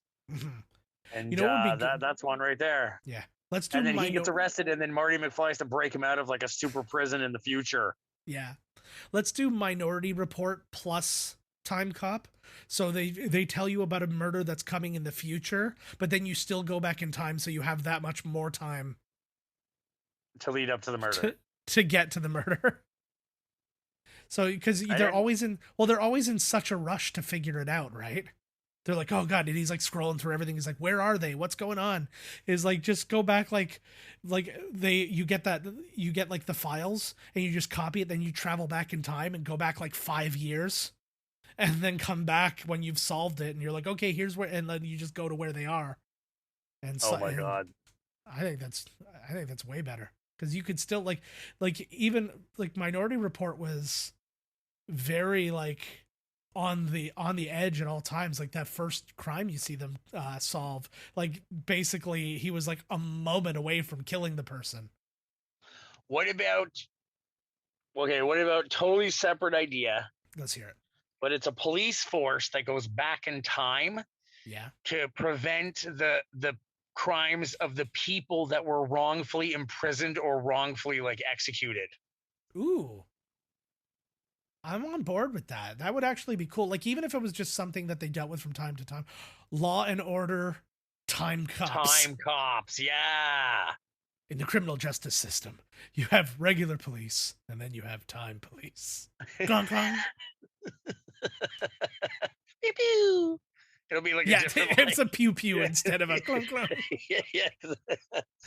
I am very, very much on board with this whole idea. Your time travel entertainment ideas are like blowing my mind. Yeah, so he doesn't notice that this is like the sports of now. Yeah, I know, right? Right, like there's future games there. Yeah. What kills me is like you never get the opportunity to see Strickland like be anything but what like he is on the surface. I would love for like a scene in his office for him to be doing something way out of character for everywhere else. Like he's playing little dolls or something, right? He's just getting way into that magazine or anything with his legs. I love how he forgets that he left the door open, and then it closes because he's been drinking whiskey all goddamn night. And then he's like, oh, he thinks that somebody like, although he does have like kind of like the vibe like somebody's in the room. Yeah, let's I think you would know that you crashed into a hand. He's not. He's too busy drinking, thinking about these rotten kids. I know.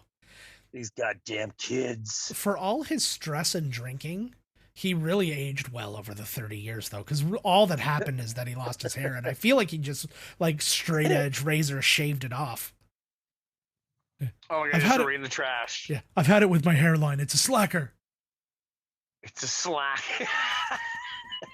Stop slacking and get there, bald already. I know. Oh no. What if he just decided that this was good enough? He's just like, you know what? I'm cool with this. And he just like lays back, and he's the right age. He's like forgetting about the prom.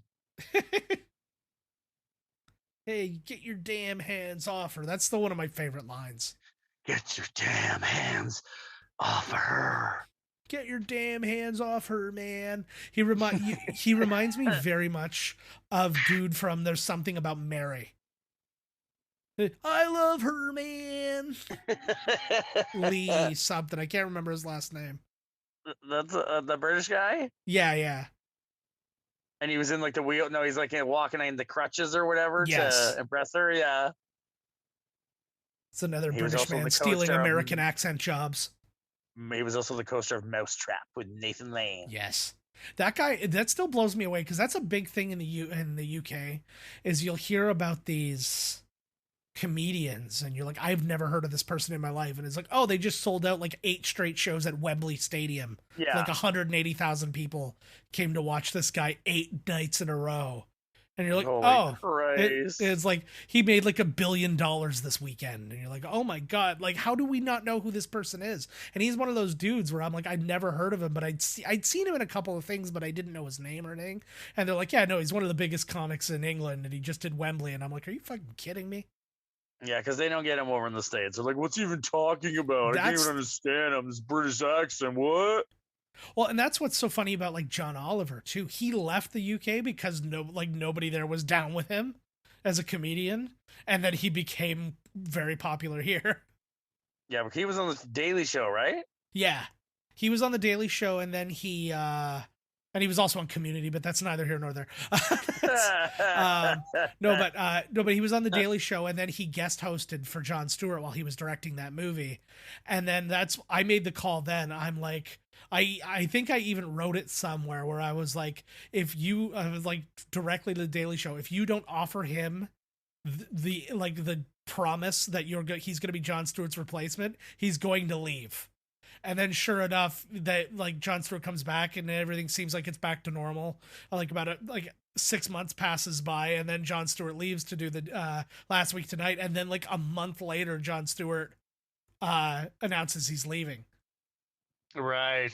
So, and I'm like, see, you could have had him still, but now like he's gone on to win, like he's beaten the Daily Show for like the Emmy like every year, and he's gotten like the Peabody Awards and Pulitzer Prizes, like all sorts of shit. They've won all the awards for that show. For Last Week Tonight with John Oliver. Yeah. They just did a brilliant thing, actually. They were talking about like the advertised things on the news where it looks like it's news being delivered, like they're talking to an expert, but it's really like some paid advertisement thing. So they actually put together, like they created a product that was supposed to like be like a medical thing. And then they hired an actress to be the spokesperson for it and stuff. And they got her on like 3 or 4 local news shows and talked about, and it was literally just a blanket, but she claimed that the blanket actually like increased the sexual health of women and stuff like that. And they just were like, wow, this is so fascinating. She got on 3 different shows, and then like, so now all the local places had to shut all that down. And like, we have to like now vet the entire situation. That's fucking awesome. Like those guys do so much shit like that. It's so good.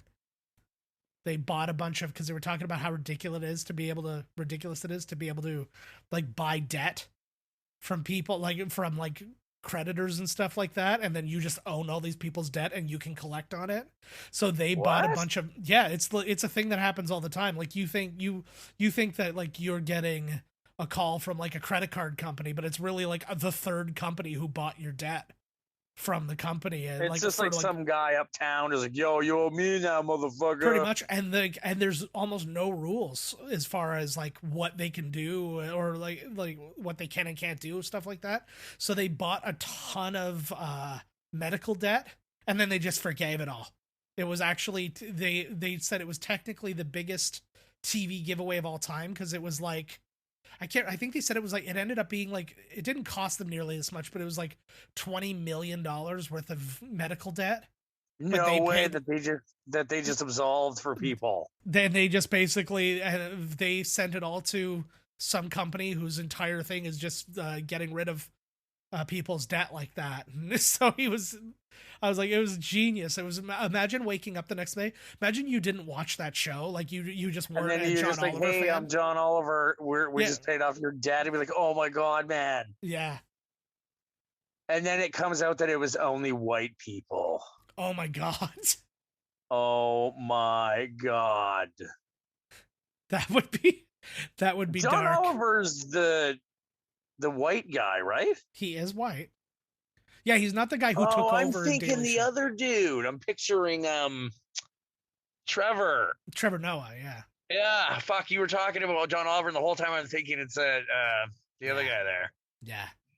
That is a cool thing to do. I love when people do that, like when that whole with the GameStop thing, when like the little guy fucks over the big guy. You know what I mean? Yeah. It's like fucking A. Even if it's something little like that, it's like fuck you. Yeah. Like what else was there that they did? They started a church just to show that they could. They do a lot of stuff like that.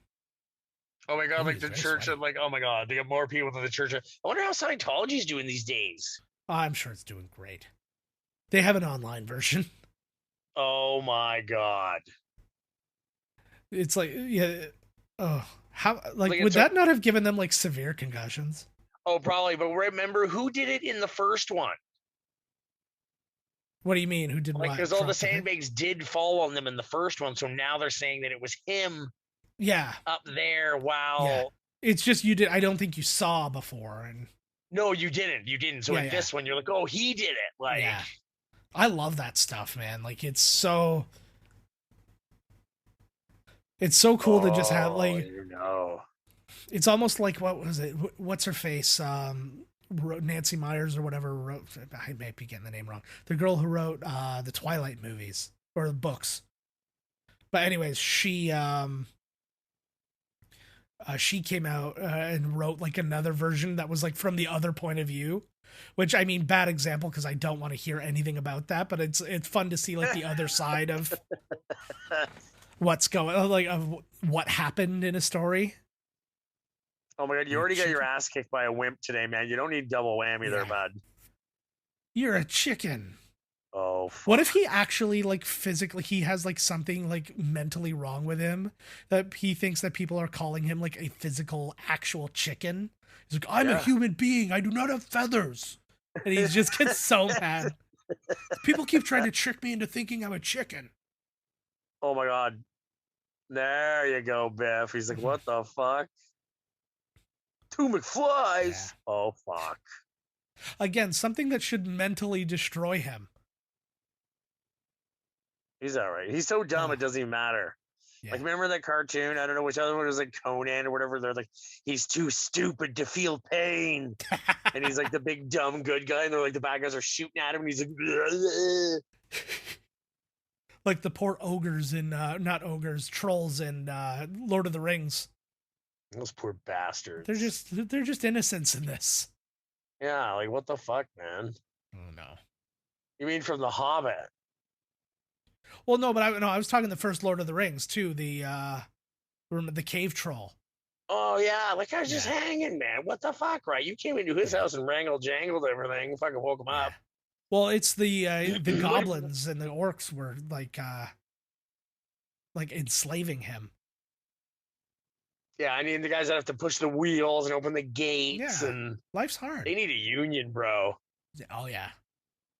That's gonna be union. Maybe that's what's in the Similarian or whatever it's called. Is when it's all about it's all about like the business affairs of, which makes it like a prequel to Onward, starring Tom Holland. and Chris Pratt. It was all right. It was a pretty good movie. I was saw it. Did into you see that it? one. Yeah, I saw it. It Yeah, was I great. dug it. Yeah, that was pretty good too. I think the only thing that hurt it was the fact that it didn't get to go to theaters, so it didn't feel like it was as big a deal. Exactly. That's exactly it. Because like it would have made the same money as all the Pixars absolutely and it stuff like would've. that, right? There's no Soul. Yeah, it was really Soul good. was way better. Soul was outstanding. Soul was one of the best. So that sucks that didn't go to the theater either. Yeah. Yeah, we saw that one in a rush though. We got that one the second it came out and that was one of the ones you had to like pay for like the extra. Or maybe it wasn't. I wonder if Amazon's going to do that with Bond. I don't. That's a great question, Like, actually. At theaters and at the same, because Barbara Broccoli said that Bond will still go to theaters. Yeah. But I wonder if Amazon will come out with it like, I'm not paying no $34.99 to see like Maya and the Red Dragon or whatever. Like, get the fuck out of here. Yeah, the price, like $34.99 to see James Bond either. Fuck that. I know what they're trying to do. They're trying to base it on like, oh, you're taking a family to go to the movies and stuff like that. But it's like that's not always the case. I don't have a family, okay? No one loves me. I don't deserve to pay $34.99. I love you. I just can't like stand to be in the same room as you. Hence me. I know that's why we have to do it like this now.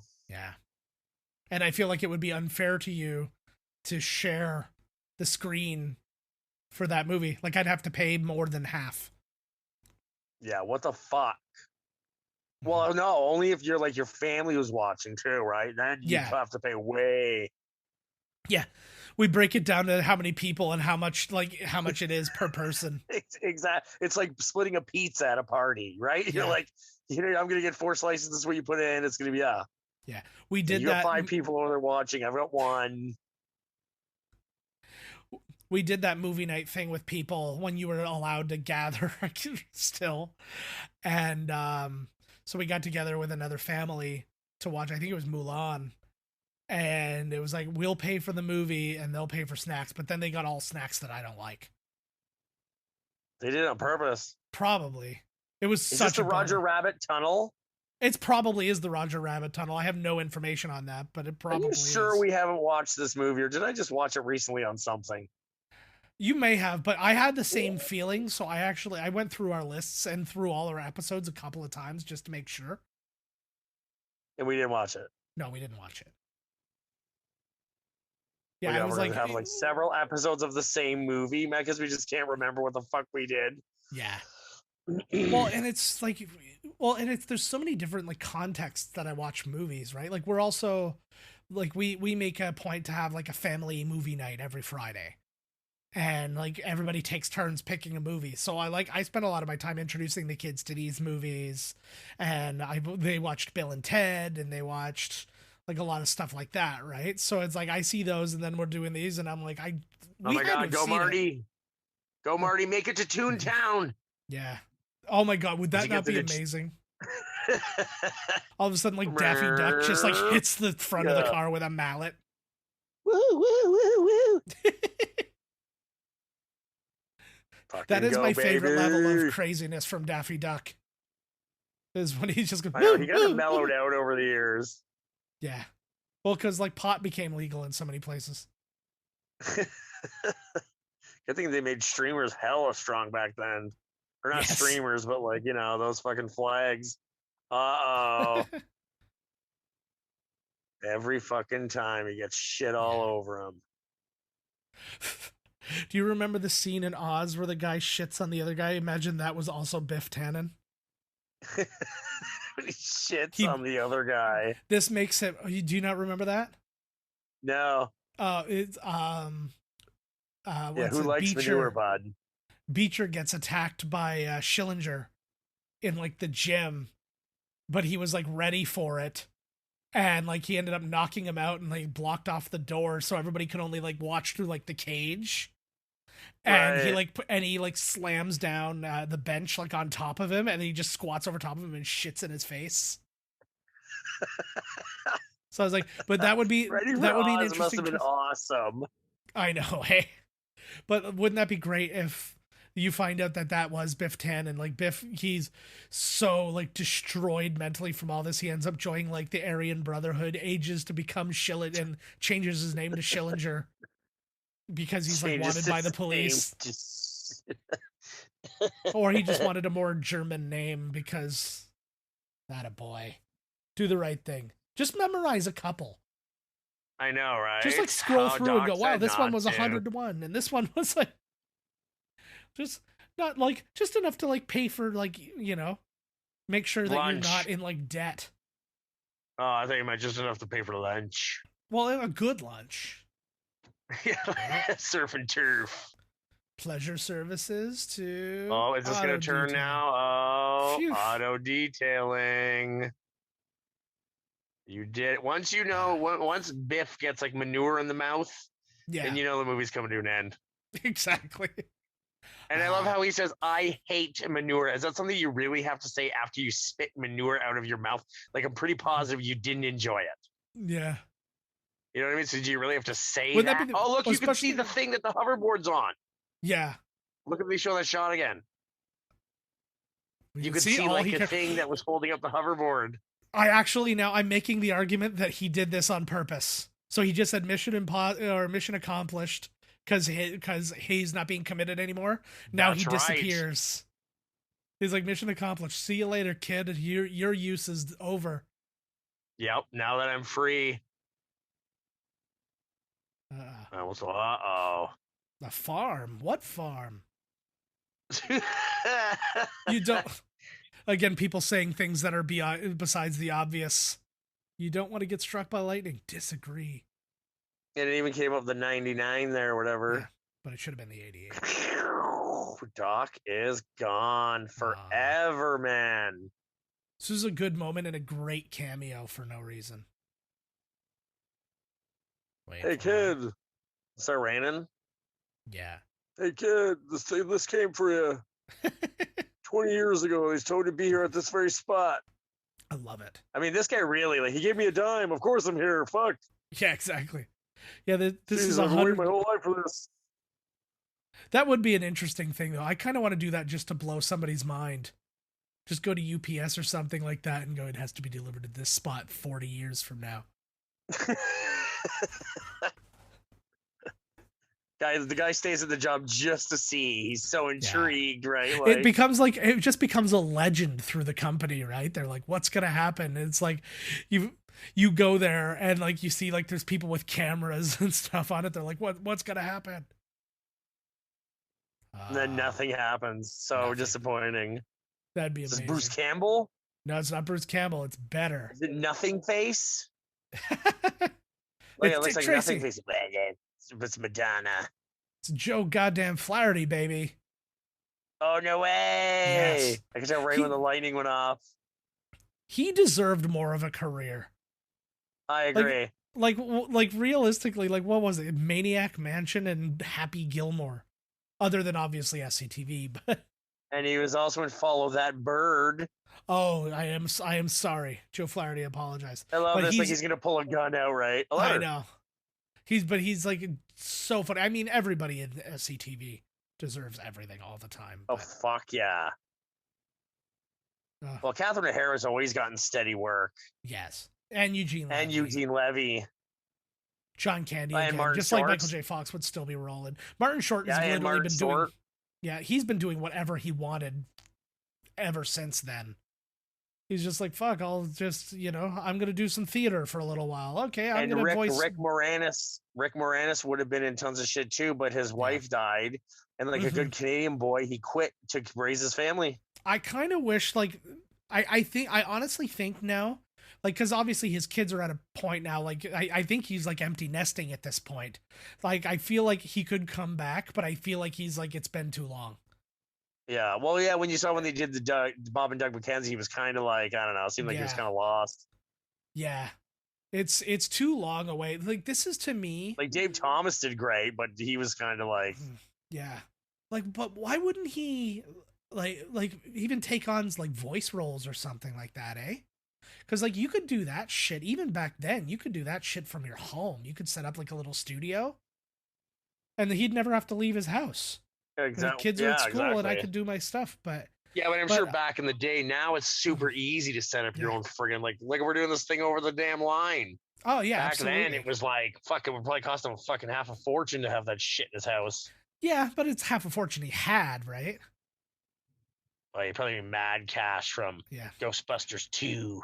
Well, like think about like almost every musician basically had like a little recording studio in their house. Like even who is it?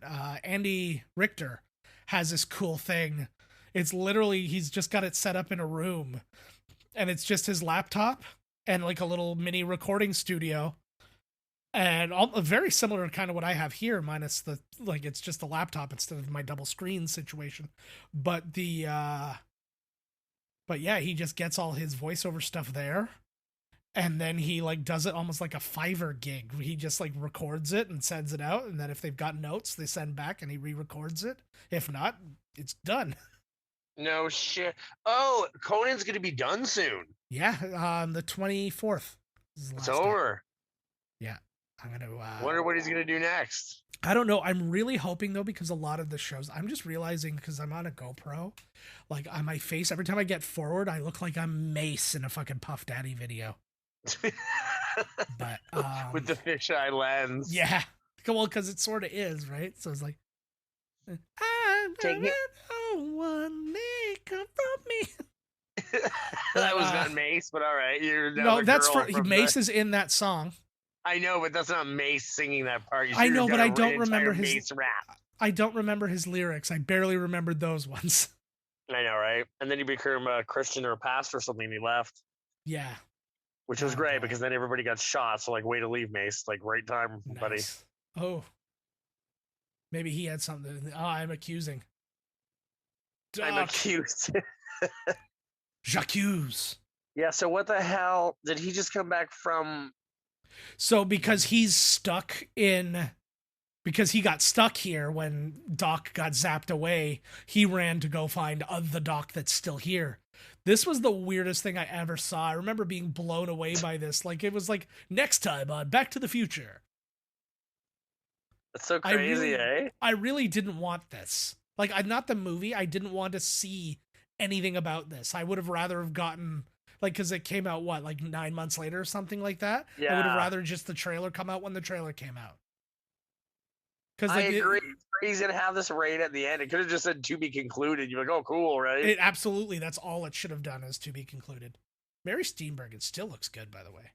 See, like even that shows that he gets back. Like, we're getting way too much stuff. Giving her. Yeah, they definitely we've got are. Like a train heist situation. Oh, they've got a problem with the DeLorean.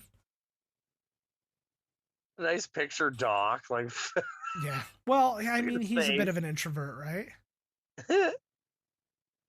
Marlene McFly. Look at all those. The credits look like for our podcasts. I know. That's something I love. I love a small, like, look at this. This is like here's the supporting cast. Okay, we're done. 8 people. That was the cast. Fucking right.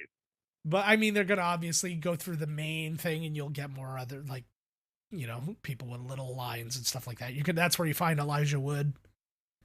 And introducing Elijah Wood as Kid with 2 lines. There you go. Michael Bills and Kenny Myers did the makeup. They did a good job. God bless him. That was actually the reason, though, that Doc did that like skin peel thing. He's like, I got the surgery. So like, because they did like in the first movie, they did very faint like eye makeup and stuff on him just to like age him up just a bit. He didn't want to have to do the makeup, or they didn't want him to have to do the makeup, whatever that scenario was. So they're like, oh, you're just going to explain in 1 sentence that we're not dealing with that shit for the next 2 movies. Yeah, because he had like a face peel or whatever, right? That like, yeah. Probably saved him a good chunk of change. Right? Fuck it, yeah, we don't want to do it. It's like, we don't want makeup to worry about. We don't want to worry about like putting lines on his eyes and shit. Like, fuck it. Yeah. I'm trying not to explain to Pepsi why we have to draw lines on an old man's face. Man, we should be sponsored by Pepsi. What the fuck? What are we even fucking around with for? Who cares? You know how we're going out, buddy. Pepsi induced heart attack simultaneously. You know that psychic was not incorrect. No, absolutely. It just occurred to me, I looked up my, I had put the Miscast Commentary logo in the background of my shot here. And it's just occurring to me that it went to like a Samsung screensaver. So we've also been advertising Samsung this whole time. Oh, sweet. I need a new Samsung phone because I broke mine. Yeah. Samsung, if you're listening. I'm using it right now. It's still good enough to do this, but my God, is the screen over this. Holy Christ. You know where a good place to go is? Here's another advertisement coming up.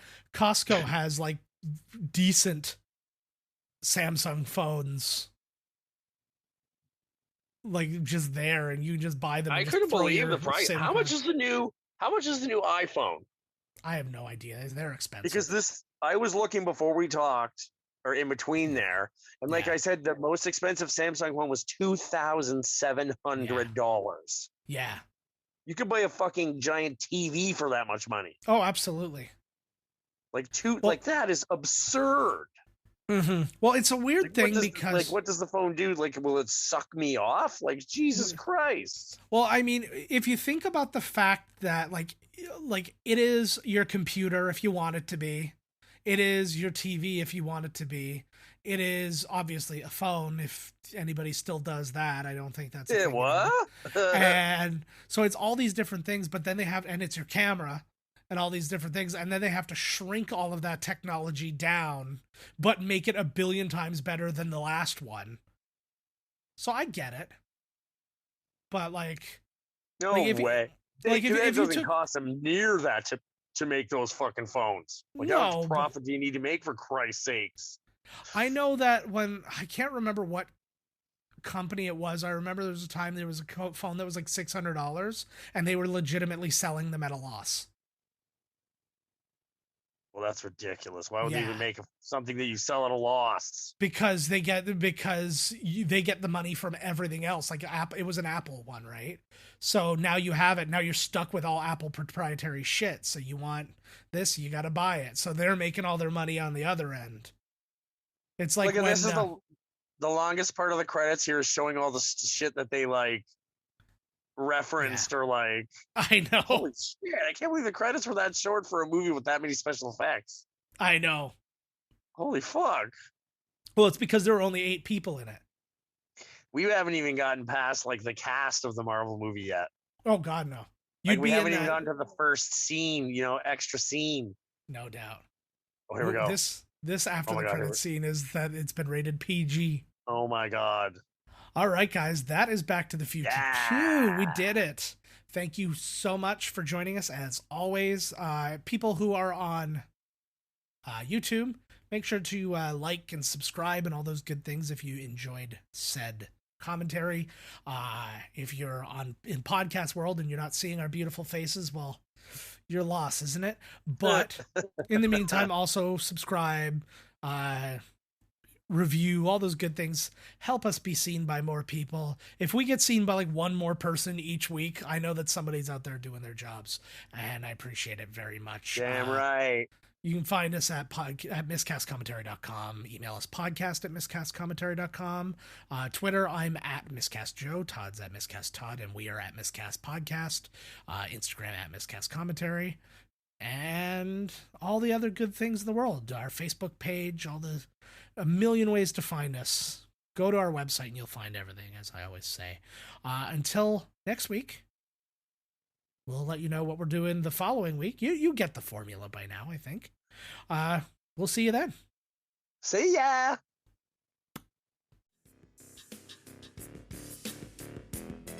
This has been Miscast Commentary with your hosts, Joe Finley and Todd Murray. Executive producer, Joe Finley. Be sure to like, comment, and subscribe to the podcast wherever you listen. Visit www.miscastcommentary.com for all news related to the podcast. Miscast Commentary is a Miscast Media production.